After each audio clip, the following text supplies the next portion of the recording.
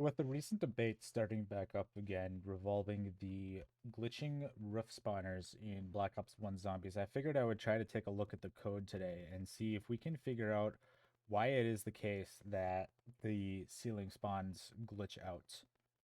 Now, for those who aren't quite aware of what I'm talking about, there is a heated debate that's been going on and off for 7 years now about the ceiling spawns on maps like Shangri-La or Moon and whether or not it is okay to glitch them out. Now, this was first introduced by Sith Bass back in 2014 in this strategy where he would be running in Tunnel 11 here with the PM63 door closed up there.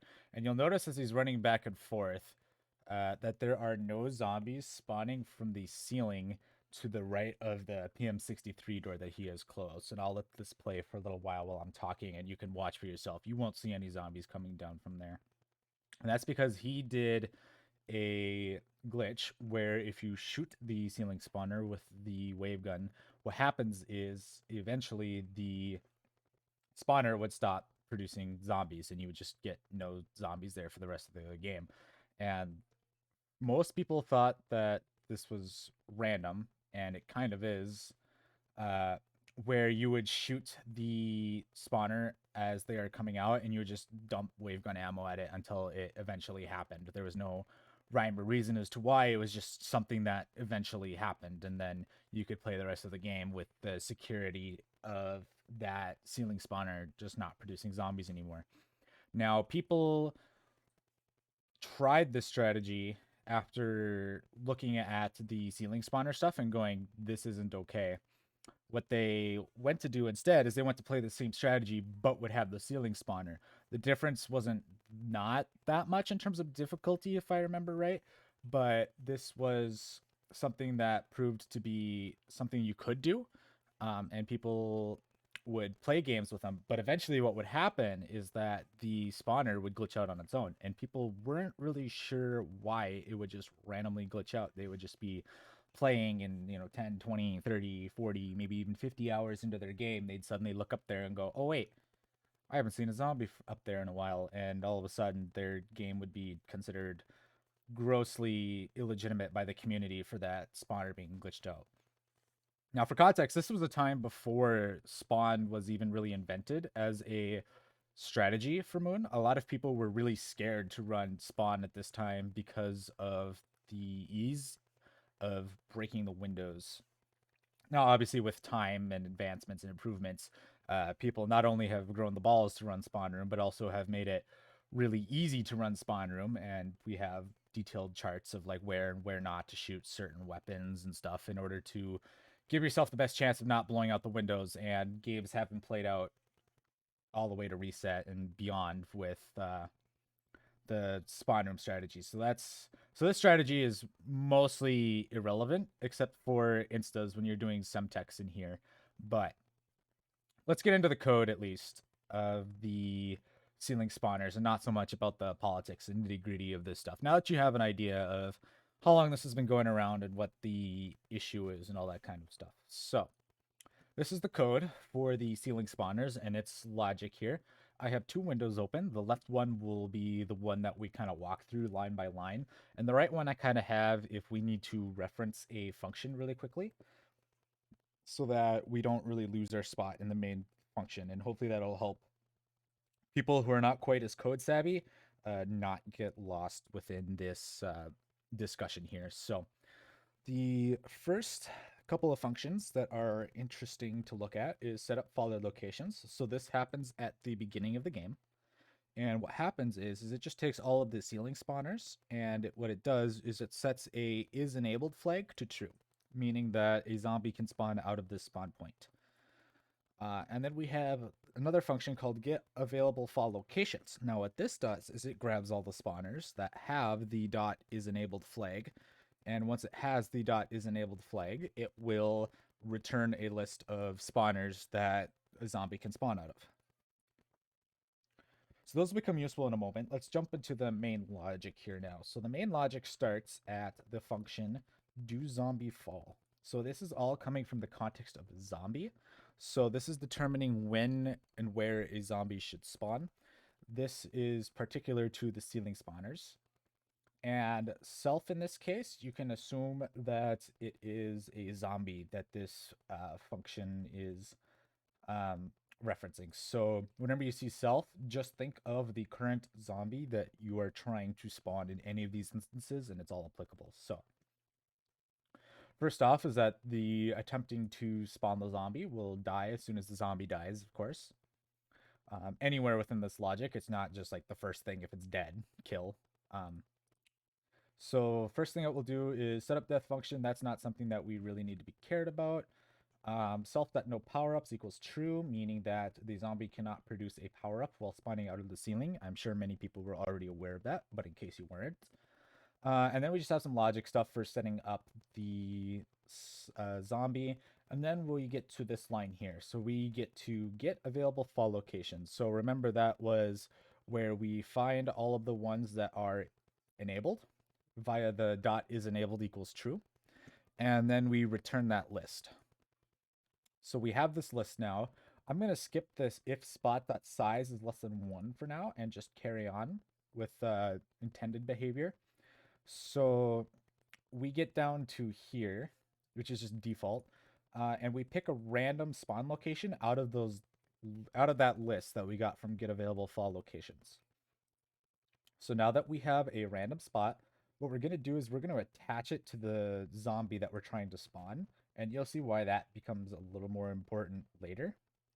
But what we'll do is we're going to take this spawner that we are now trying to spawn this zombie out of, and we're going to set that to false so that the game knows that if it tries to spawn a zombie here, it can't because we are already attempting to spawn a zombie here. Now, the logic from here to here is all irrelevant for the scope of this video. It's just kind of setting up animations and stuff and making sure that the zombie's pointing the right way when it comes out of the ceiling spawn and all that kind of stuff. Not really anything you need to be super worried about. And then we have this zombie faller death wait function. So if I go on the right here and I pull up zombie faller death wait and I take a look at this function. So we wait until we die, then we clear out the spawn spot so it can be used again. So what happens is this function will wait till the zombie dies. And once it does, it will call the function zombie faller enable location. So what zombie faller enable location does is it will check to see that if the current zombie that we're trying to spawn has a spawner location attached to it, what it's going to do is it's going to take the spawner location and set the is enabled flag to true. So that means that when we kill the zombie as it's spawning out of the ceiling, we can reuse that spawn now because the zombie that was trying to spawn is now dead. So we can just add a new zombie there to replace it and keep the game flowing.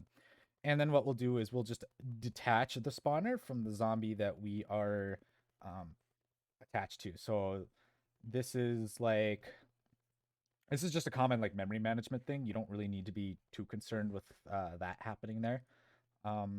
It'll come to be relevant in some instances, but we'll get to those when we get them. So once we have attached what is called an event to the zombie, which basically says once it dies, re-enable the spawn so another zombie can come out, we're going to jump to this do fall function. So this do fall function just has some more logic. This is more so at the point now when we can actually see the zombie and it's kind of got its head poking out and all that stuff. So this is just setting up some animations and stuff now for the zombie in the spawner. And this while loop here will just handle when the zombie comes out of the ceiling, because sometimes there is a case where the zombie does not come out of the ceiling right away. This is most common in Shang when you are in the box room in the underground by the end of the water slide and you look up the hallway there and you might see some zombies spawning out of there, and sometimes they'll take their sweet time to get out. The max time for them is 20 seconds before they drop. So if you ever wanted to know that, there you go. So this is just determining if it should swipe, if it should come out of the ceiling, if it should try to attack a player that's right underneath it, all that kind of stuff. Nothing that we really need to be concerned about. Then what we'll do is we'll notify the zombie that we're in a falling state. So if any other functions are waiting on the zombie to start falling, they can start executing now because the zombie is in the intended state for those functions. Not something that is very important to the scope of this video, though, so we'll skip past that. So then what we're going to do is we're going to call zombie folder enable location, which, remember, when we established the death event for the zombie, we had also called zombie follower enable location to enable the location for the zombie. So at this point, we are at the point where the zombie is starting to fall out of the ceiling now. And what we're going to do is we're setting the spawn to true so that another zombie can start spawning there now. And you'll have seen that sometimes in game.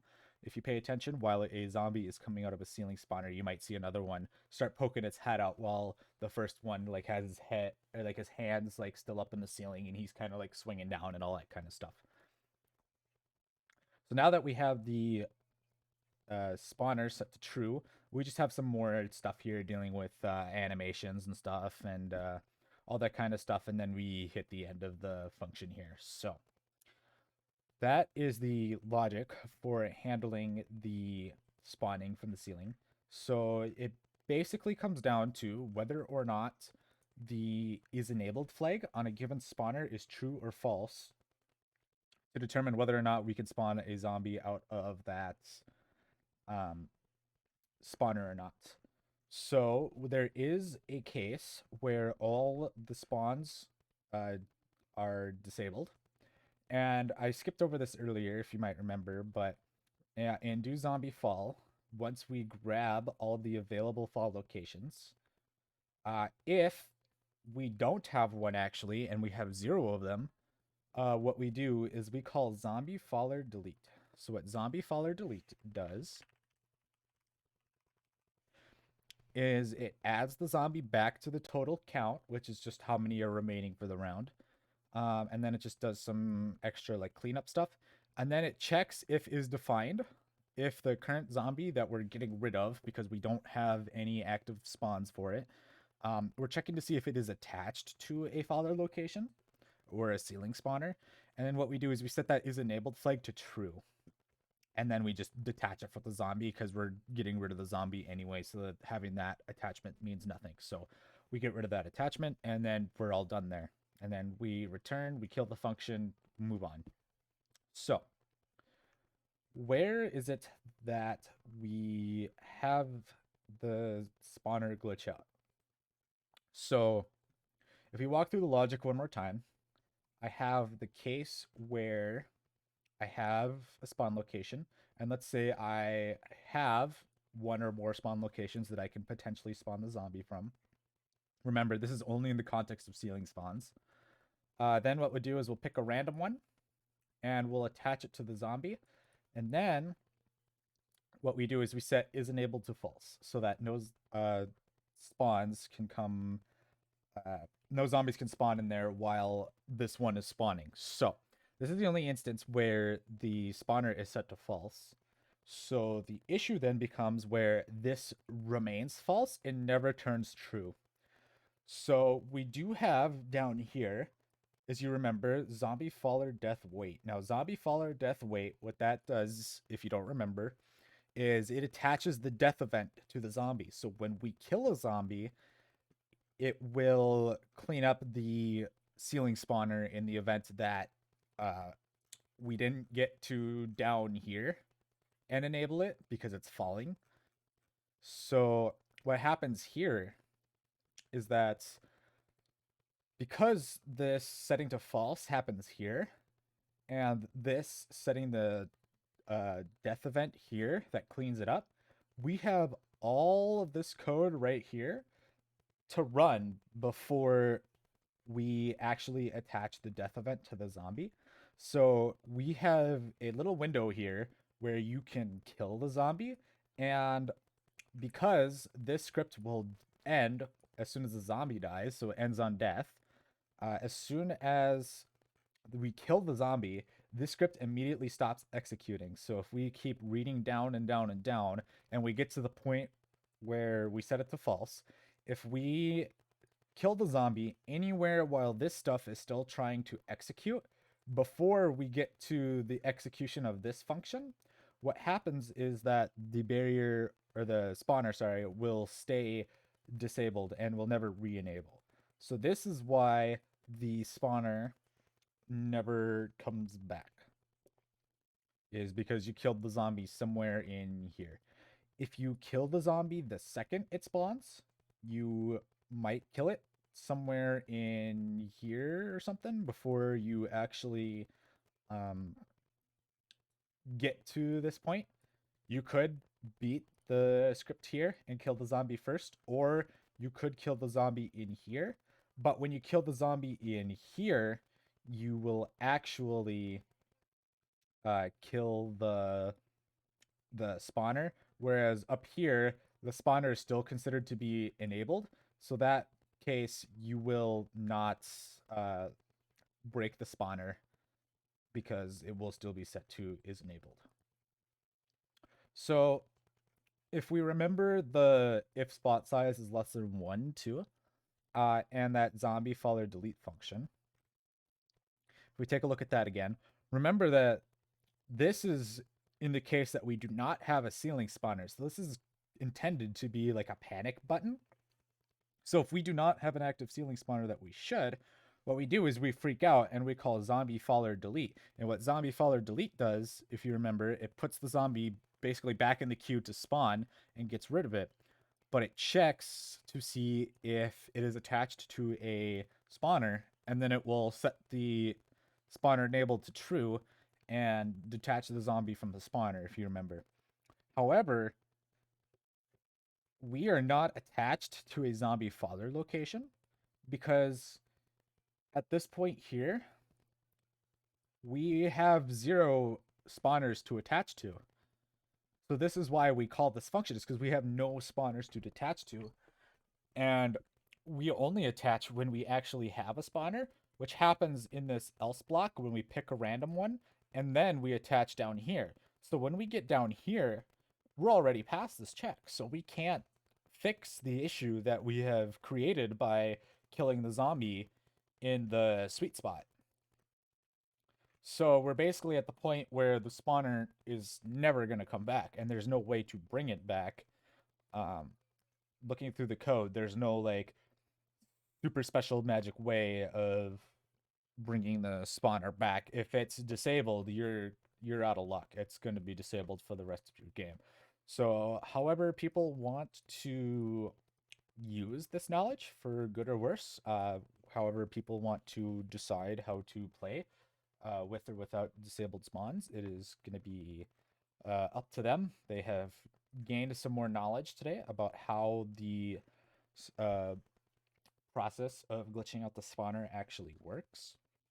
And people who wish to have meaningful discussion about whether or not it is legitimate or not, and the discussions that follow are benefited now from this knowledge of how the spawners work, because a lot of the debates have been through observations, and while observations are great, they are not as definite as code.